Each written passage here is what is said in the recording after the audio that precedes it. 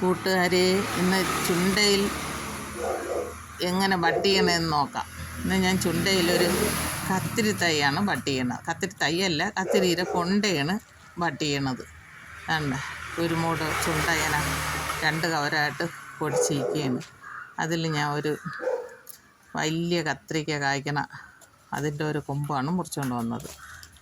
അതാണ് ഈ ചുണ്ടയിൽ ബട്ട് ചെയ്യണത്. ഇനി ആ മുറിച്ച കൊണ്ടേ 2ആയിട്ട് കീറിയെടുക്കണം.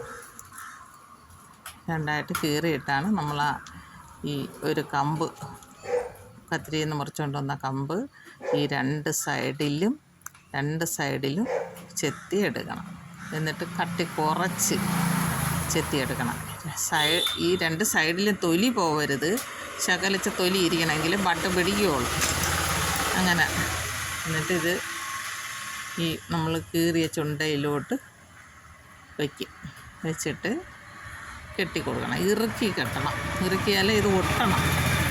നമ്മൾ വെച്ച കത്തിരിയുടെ കമ്പ് ചുണ്ടയിൽ ഒട്ടി ഇരിക്കുന്ന വിധത്തിൽ നല്ല ഇറുക്കി കെട്ടണം. ഇറുക്കി കെട്ടിയാലേ അത് ഒട്ടിച്ചേരുള്ളൂ. എൻ്റെ ഈ വീഡിയോ എല്ലാവർക്കും ഇഷ്ടമായെങ്കിൽ ലൈക്ക് ചെയ്യുക, ഷെയർ ചെയ്യുക, സബ്സ്ക്രൈബ് ചെയ്യുക. ഇങ്ങനെ എല്ലാവരും ഒന്ന് ശ്രമിച്ചു നോക്കണം. ഇതെല്ലാം ചുണ്ടയിലാകുമ്പം പിന്നെ ഒരു 2-3 കൊല്ലം നിൽക്കും. ഞാൻ വഴുതനയിൽ നേരത്തെ കട്ട് ചെയ്ത് ഇതുപോലെ ബട്ട് ചെയ്ത്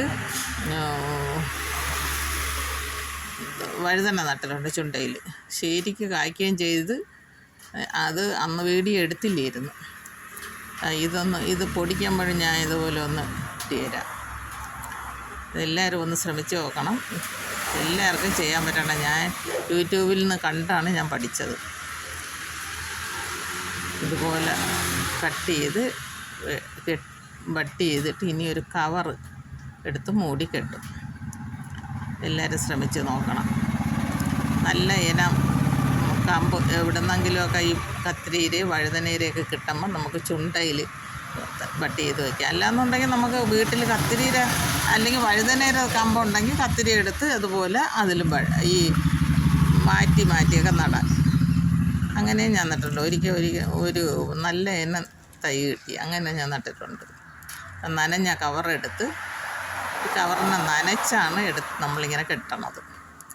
അത് കെട്ടി വെച്ചാൽ ഇനി ഇത് പൊടിച്ച ശേഷമേ ഈ കവറിനെ എടുക്കാവൂ. അതുവരെ അങ്ങനെ കവറ് ആദ്യം വെള്ളം ഒഴിച്ച് നനച്ചിട്ട് ആ നനവോടുകൂടിയാണ് നമ്മളിങ്ങനെ കെട്ടണം.